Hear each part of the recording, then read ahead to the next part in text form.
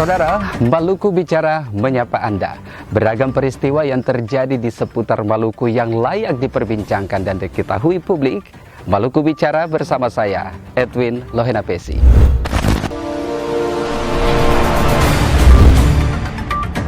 Saudara, dengan dilantiknya Ali Hatala sebagai Raja Definitif Negeri Batu Merah, menunjukkan bahwa selesai sudah persoalan batar rumah parenta yang ada di Negeri Batu Merah. Namun dengan demikian masih ada riak-riak kecil yang bermunculan di kalangan masyarakat. Apa sebenarnya fakta di balik lantiknya Ali Hatala sebagai Raja Definitif Negeri Batu Merah? Ikuti perbincangan saya bersama salah satu anggota tim 11, Roni Ternate, di Maluku Bicara. Saudara, polemik mata rumah parenta di Negeri Batu Merah sampai saat ini tetap menjadi masalah utama. Meskipun Raja Definitif baru saja dilantik, dan itu pertanda bahwa pemerintah sudah mengakui bahwa Raja berasal dari mata rumah yang saat ini menjadi Raja Definitif merupakan salah satu yang disahkan. Saya sudah berada dengan salah satu anggota 11, tim 11 yang menangani tentang masalah mata rumah parenta. Ada Pak Roni Ternate. Pak Roni, publik ingin tahu sebenarnya apa yang terjadi dengan mata rumah parenta yang ada di Negeri Batu Merah ini berdasarkan SK01 itu. Ya, baik, terima kasih. Pertama-tama mungkin saya sampaikan di sini bahwa saya adalah perwakilan pemuda yang dibentuk tim 11 yang dibentuk oleh pemerintah negeri dan melalui persetujuan perlu digarisbawahi, persetujuan dari Lembaga Sendiri Negeri Batu Merah. Kenapa saya bilang persetujuan? Karena ini di bawah ke ranah adat. Jadi kita harus mendapat legitimasi secara hukum dan secara adat. Secara hukumnya di sini perlu saya sampaikan, kami juga di SK-kan oleh pemerintah negeri, yaitu pejabat yang lama, yaitu Pak Fenli Masaoi. Di dalam SK tersebut kita mendapat 5 tugas. 5 tugas. Yang pertama, persyaratan tugas itu adalah, itu yang pertama, kita harus mendapatkan bukti, yaitu SK pasca kemerdekaan atau biswit pra kemerdekaan. Terus yang berikut itu kita harus memverifikasi validasi SK tersebut. Terus yang berikut itu kita harus mendapat silsilah keturunan mata rumah. Setelah itu kita memverifikasi dan validasi, terus ada sumpah adat dan sumpah agama. Ada 5 persyaratan itu yang harus dipenuhi oleh beberapa mata rumah yang ada di Negeri Batu Merah. Perlu saya jabarkan di sini, tim 11 berproses awalnya itu kita mengundang seluruh mata rumah yang ada di Negeri Batu Merah. Dan alhamdulillah, puji Tuhan, dari ke-9 mata rumah yang tersisa, karena kita di Negeri Batu Merah ada 14 marga, 14 mata rumah. Karena yang mata rumah yang tidak ibarat kita seperti gila, ini biasanya seperti kita sampaikan bahwa dati lenyap, karena keturunannya hanya keturunan perempuan. Dari aspek adat kita menyampaikan itu dari dati lenyap.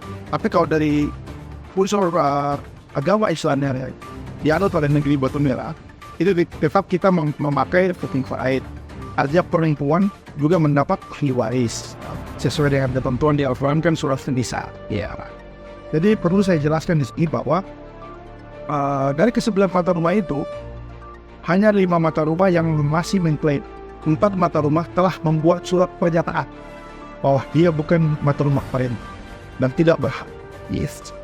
Dari 5 mata rumah itu kami tim 11 memanggil 5 mata rumah itu one by one, satu persatu, untuk dapat mempresentasikan dan dapat membuktikan serta membawa alat bukti untuk membuktikan bahwa dia mata rumah perintah. Dari ke-5 mata rumah itu, 3 mata rumah yang tidak memenuhi, yaitu mata rumah Lisa Honet, terus mata rumah Amani, dan mata rumah Masya Allah. Terus tersisa 2 yaitu mata rumah Hatala dan mata rumah Nurik. Nah, setelah 2 itu kita berproses dengan 2 mata rumah tersebut sesuai dengan ketentuan 5 persyaratan tadi, bukti laporan tim 11 kepada Sendiri Negeri dan pemerintah negeri itu karena kita disahkan oleh pemerintah negeri dan Sendiri Negeri mendapat legitimasi dari aspek akal. Setelah kita berproses, dari kelima persyaratan tersebut yang memenuhi 5 persyaratan itu adalah hatala. Luneta dia memenuhi 3 persyaratan. Jadi kita telah menuangkan bukti laporan tim 11 kepada pemerintah negeri dan sendiri negeri bahwa itu yang memenuhi dari fatwa rumah adalah. Nah, setelah kita memberikan laporan kepada sendiri negeri memutuskan 2 mata rumah perintah. Setelah sendiri memutuskan 2 mata rumah perintah, kedua mata rumah perintah tersebut tidak menyetujui itu. Yang lucunya itu sendiri negeri pada zaman kemarin 2019 itu sendiri negeri membuat suatu surat pernyataan sesuai dengan ketentuan Perda kalau tidak salah di pasal 74 atau 75 itu bahwa penetapan mata rumah perintah itu melalui musyawarah adat. Dan musyawarah adat itu harus melibatkan tokoh masyarakat, tokoh agama, tokoh pemuda, tokoh perempuan. Artinya untuk membicarakan atau menyampaikan pendapat di dalam musyawarah tersebut untuk mencapai mufakat. Nah, sementara sendiri negeri dia tidak melakukan musyawarah adat, dan kita tahu bahwa musyawarah untuk mufakat, malahan yang dia lakukan adalah mufakat baru dimusyawarahkan. Ya, yang menurut Anda ini keliru. Ya. Karena yang dilakukan sendiri pada zaman 2019 itu mereka tidak melakukan musyawarah, karena mereka voting. Ya, Mereka voting. Justru dari hasil voting itu memilih 5 orang sendiri memilih mata rumah non-BRT, 4 orang memilih mata rumah hatala. Nah, kenapa dia berproses ini lari karena hukum? Tapi perlu saya jelaskan di sini, sangat disayangkan bahwa seharusnya persoalan adat ini tidak boleh karena hukum. Karena disitulah integritas lembaga sendiri negeri atau lembaga adat itu dia mempertahankan, karena di salah satu tugas fungsi sendiri dalam Perda 8910 itu dia menjaga, mengayomi, dan melestarikan budaya atau adat tersebut. Iya. Tapi malah dia mencederai. Seperti yang berita kemarin yang kita dengar, ada salah satu raja di Pulau Ambon, Kota Ambon, yaitu Ketua Latupati. Dia sampaikan bahwa menzolimi justru proses yang kemarin sendiri lakukan itu, yaitu menzolimi hak-hak adat masing-masing mata rumah. iya. Nah, jadi itulah lahirnya SK01. Setelah lahirnya SK01, mata rumah telah merasa kepentingan atau haknya secara adat didiskriminasi atau dihilangkan. Nah, mata rumah telah mengambil sikap yaitu menggugat di Pengadilan Tata Usaha Negara. Objek sengketanya itu adalah SK01 itu. Setelah berproses di Pengadilan Tata Usaha Negara yang kita tahu persis bahwa, mohon maaf nih, saya juga selaku mahasiswa Fakultas Hukum ya di Universitas Kristen Indonesia Maluku, mungkin Anda paham tentang hukum dan saya paham tentang hukum karena saya juga belajar tentang Pengadilan Tata Usaha Negara itu ya. Yang kita tahu persis bahwa di Pengadilan Tata Usaha Negara itu konsepnya cuma 3. Yang dipakai cuma 3, substansinya itu banyak. Ada substansi, kewenangan, dan prosedur. Nah, mata rumah adalah menggugat di PTUN itu karena melihat apakah sendiri negeri mempunyai kewenangan untuk menetapkan mata rumah perintah. Sama tadi awal, di Perda bilang pasal 74 atau 75 tadi, bahwa dalam penetapan mata rumah perintah itu melalui musyawarah adat dan melibatkan tokoh adat, tokoh agama, unsur perempuan dan unsur kepemudaan. Sementara yang dilakukan sendiri adalah voting. Dan telah terbukti di Pengadilan Tata Usaha Negara bahwa di dalam berita acara itu mereka menulis bahwa sendiri pada zaman itu mereka menyampaikan di situ musyawarah adat. Sementara aktualnya di lapangan yang kita tahu bahwa itu voting. Nah, itu bersorak belakang dengan maka perundang-undangan yang bersorak belakang ya. Hasilnya seperti apa, Pak? Di voting itu di Perda boleh dilakukan, tapi dalam hal yang bagaimana? Iya. Karena di dalam mata rumah perintah itu adalah berupa hal yang bersifat strategis. Ya, demi kemajuan itu ke depan. Ya. Misalnya ada voting misalnya di antara lembaga sendiri. Si A kurang proaktif misalnya. Mereka bermusyawarah tidak mencapai mufakat, mereka voting. Votingnya apakah anggota sendiri A ini dia layak dipertahankan di lembaga atau tidak? Yeah. Tinggal mekanisme yang adanya mereka menyurat kepada kepala mata rumah yang bersangkutan. Yeah. untuk dievaluasi keanggotaannya karena dia tidak aktif, itu boleh voting. Iya. Tapi kalau di dalam menentukan mata rumah perintah ini bersifat strategis, Iya. ini menyangkut hak Iya. Dan hak cukup adat, krusial ini. cukup krusial, ini paling substansi Betul. demi kemajuan negeri, demi integritas negeri, demi jati diri negeri. Iya. Jadi tidak seenaknya, segamblangnya itu hanya melakukan voting terus penetapan mata rumah perintah. Iya. Pak Roni, apa yang terjadi hasil akhir di PT UN Nah. itu seperti apa? Setelah berproses di PTN, kebetulan juga saya dilibatkan dalam proses persidangan itu. Ya. Saya dilibatkan sebagai saksi, dan saksi itu saya sebagai tim 11. Ya. Karena kita tahu bersama tadi, di Pengadilan Tata Usaha Negara dia tidak membicarakan terkait hak, dia hanya membicarakan kewenangan, Ya. prosedur dan substansi. Apakah prosedur yang dilakukan sendiri sesuai dengan mekanisme peraturan perundangan? Ya. Apakah kewenangan ini ada kepada lembaga sendiri? Apakah substansi objek sengketa yang tadi saya bilang SK01 merupakan keputusan pejabat atau usaha negara? Ya. Karena kita tahu persis di dalam Undang-Undang Nomor 30 Tahun 2015 asas-asas pemerintahan itu yang baik, keputusan tata usaha negara yaitu keputusan tertulis oleh pejabat atau badan tata usaha negara Ya. yang bersifat konkret, individual, dan final. Ya. Nah, setelah berproses di Pengadilan Tata Usaha Negara, keputusan Pengadilan Tata Usaha, sekali lagi saya sebutkan, putusan Pengadilan Tata Usaha Negara itu NO. NO itu apa? Gugatan yang dilakukan oleh Mata Rumah Hatala dianggap cacat formil, tidak diterima. Karena objek sengketa itu menurut hakim di dalam salinan putusan itu, bahwa keputusan sendiri negeri bukan merupakan keputusan tata usaha negara. Oke. Begitu. Iya. Setelah berproses, terus putusan NO, Mata Rumah Hatala melakukan banding ke Pengadilan Tinggi Tata Usaha Negara waktu itu di Makassar. Di Makassar. Setelah berproses di Makassar, Pengadilan Tata Usaha Negara Tinggi Tata Usaha Negara di Makassar tetap menguatkan putusan Pengadilan Tata Usaha Negara Ambon. Ya. Karena tadi keputusan SK01 ini dia belum bersifat final karena dia masih membutuhkan persetujuan satu tingkat di atasnya, yaitu pemerintah Kota Ambon. Oh iya. Oke. Mekanisme keputusan sendiri negeri itu harus dituangkan di dalam rancangan peraturan negeri tentang mata rumah perintah. Ya. Kenapa diproses sampai ke pemerintah negeri, yaitu pejabat dulu Idrus Bomona?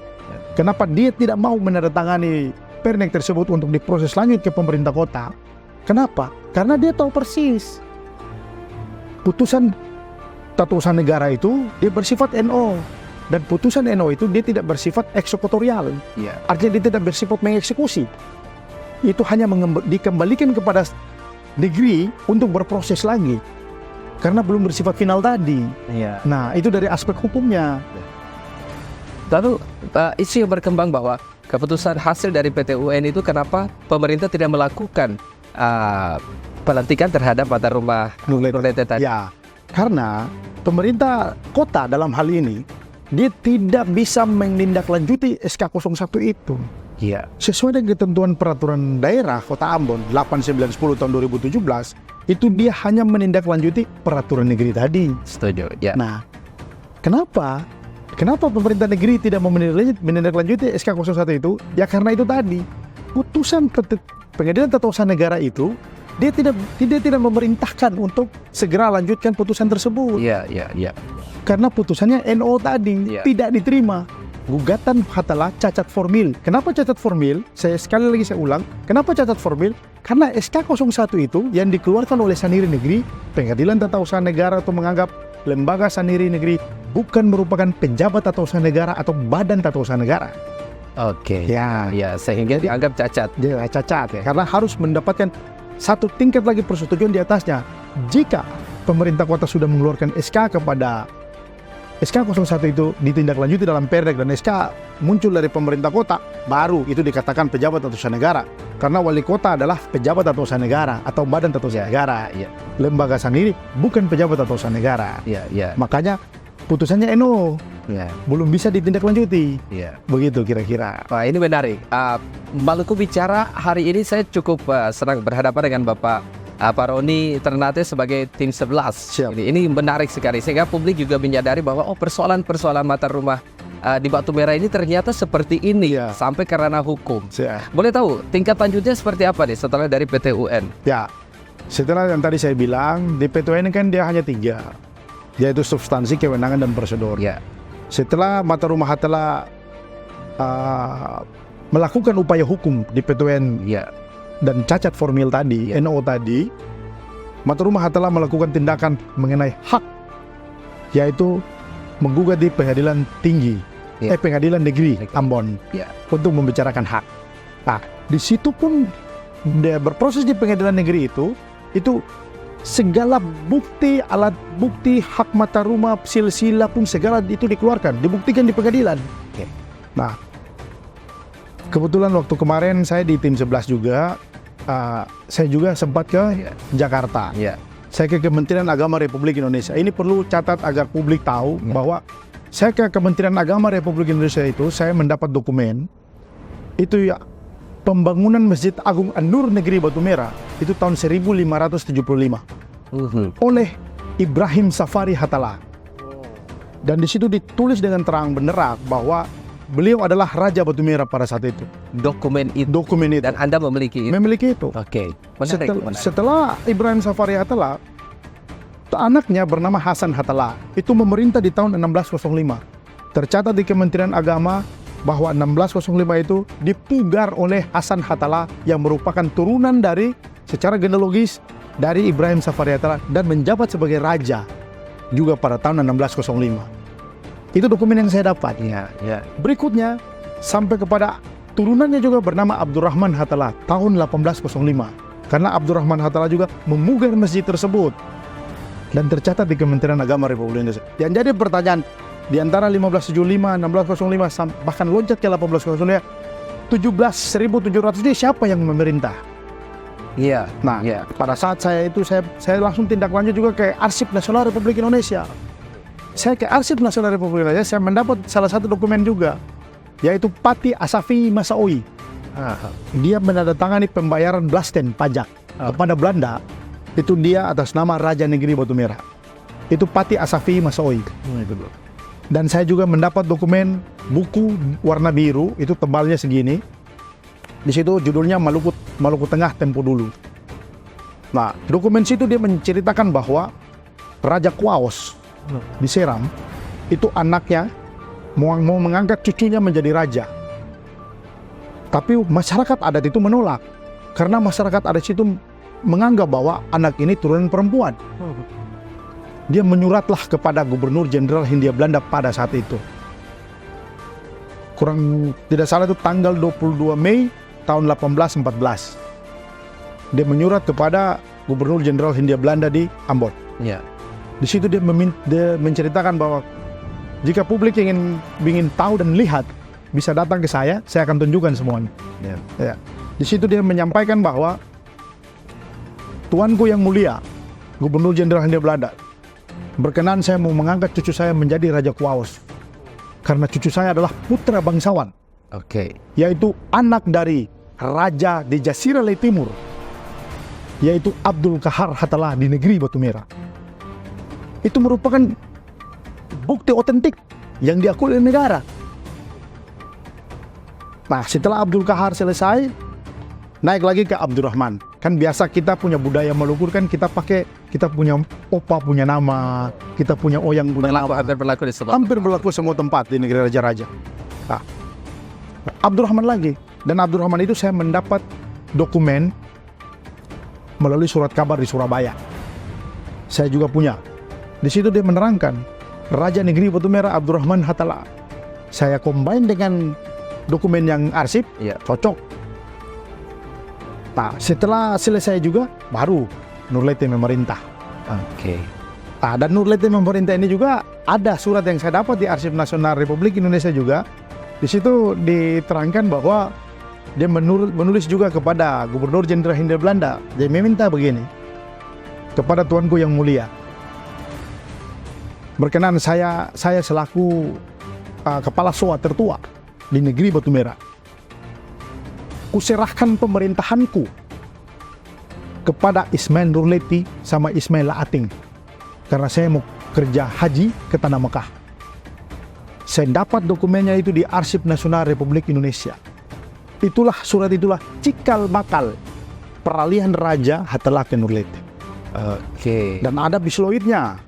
Ada bisloid Nurlete pun ada. Makanya saya bilang, jika publik pengen tahu lebih jelas dan lebih rinci, datang kepada saya dan saya akan membawa saudara-saudara yang pengen tahu. Saya akan menghadap raja saya, yaitu Ali Hattelah. Karena dokumen itu ya milik Mata Rumah Hattelah. Iya. Saya hanya terlibat pada saat itu, saya berani menyampaikan. Nah, jadi setelah berproses di pengadilan negeri, ya alhamdulillah puji Tuhan, Nurlete tidak dapat membuktikan. Iya. Hattelah yang dapat membuktikan soal hak. Makanya pengadilan negeri menetapkan Mata Rumah Parenta Hattelah di negeri Batu Merah dan memerintahkan. Iya. Dia bersifat dua, menyatakan dan memerintahkan. Dia menyatakan Mata Rumah Hattelah sebagai Mata Rumah Perintah di negeri Batu Merah dan berhak untuk menjadi kepala pemerintah negeri. Terus yang berikut dia menghukum sendiri negeri untuk membatalkan SK 01 tadi.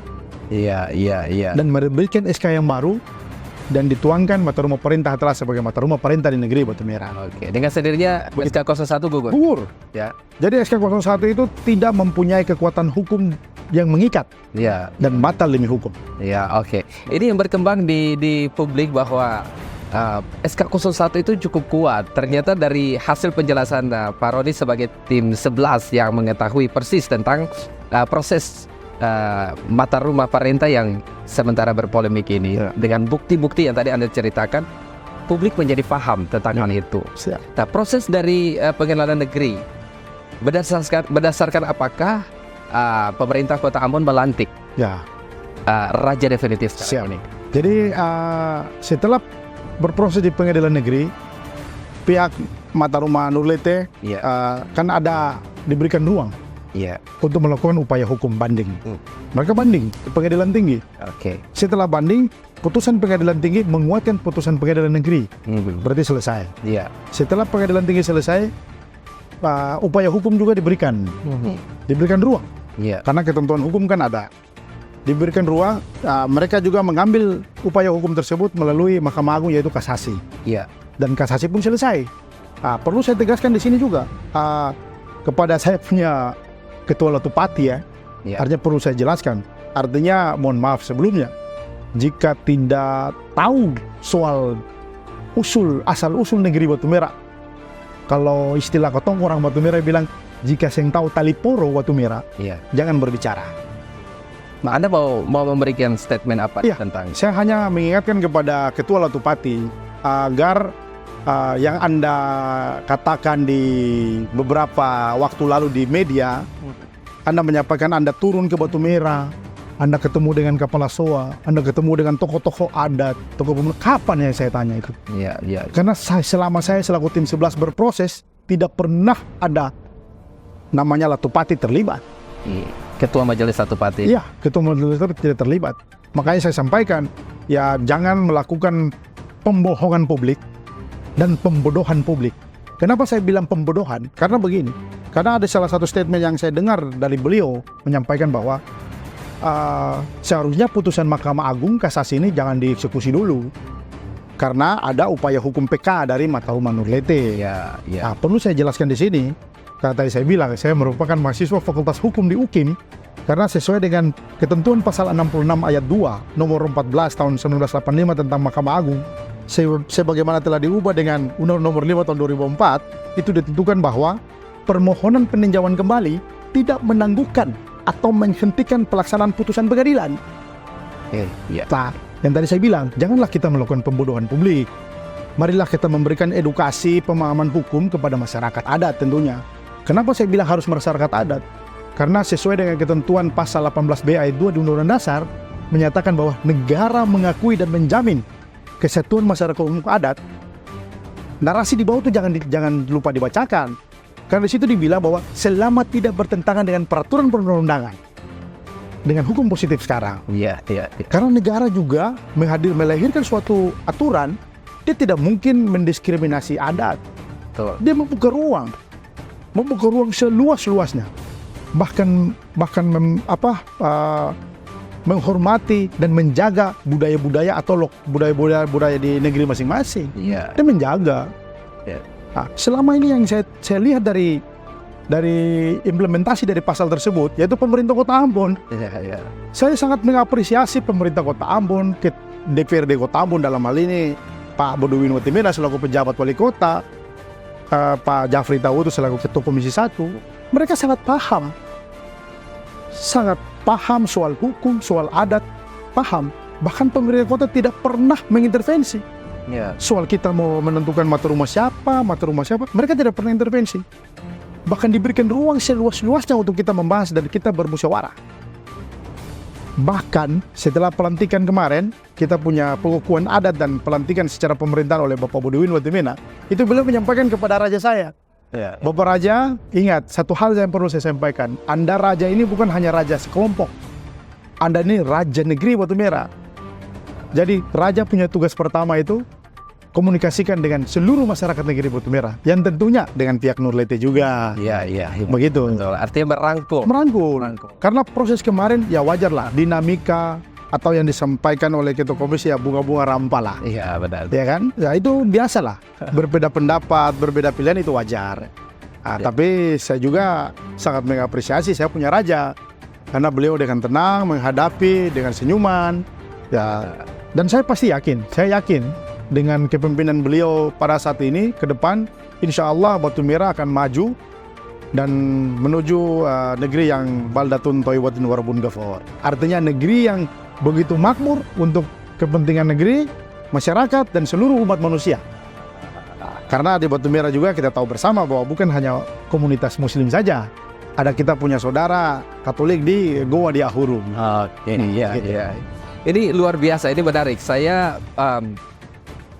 berusaha untuk mencoba menggali kami juga dari Maluku Bicara pun mencari informasi-informasi, dan kami mendapatkan Anda sebagai narasumber yang menguasai tentang segala sesuatu terkait dengan perhelatan mata rumah yang terjadi, dan fixnya adalah raja yang sudah dilantik, dan itu harus diakui oleh seluruh masyarakat yang ada di negeri Batu Merah, baik secara adat sudah secara adat, agama pun sudah, dan secara pemerintahan sudah selesai. Apa yang ingin Anda sampaikan kepada publik? Ya, kepada publik perlu saya sampaikan di sini bahwa marilah kita semua bergandeng tangan untuk kemajuan negeri dan bersama-sama menopang dari bawah, menopang dari samping, untuk sama-sama bergandeng tangan dengan Raja negeri Batu Merah yaitu Ali Hatala, dari turunan Ibrahim Safari Hatala, dan atasnya lagi adalah turunan dari Latu Sielemau. Marilah kita bergandeng tangan memajukan negeri Batu Merah. Mari kita hilangkan, lebih baik kita merangkul daripada memukul, mending kita menghormati daripada mencela, untuk menuju negeri Batu Merah yang baldatun toibatun warabun gafor. Demikian. Ya, baik Pak Roni, terima kasih banyak. Sepertinya Anda figur yang dinanti-nantikan oleh publik juga. Untuk lebih memberikan edukasi tentang hukum, adat, dan sebagainya. Ini menarik. Kapan-kapan Maluku Bicara juga akan pasti mampir kepada Anda juga. Baik, terima kasih. Baik, saudara, demikian perbincangan kami tentang polemik mata rumah parenta, dan sudah jelas apa yang disampaikan oleh Pak Roni Ternate merupakan salah satu bentuk jawaban terhadap opini publik yang berkembang saat ini. Saya Tuilo Hadapesi, terima kasih, sampai jumpa.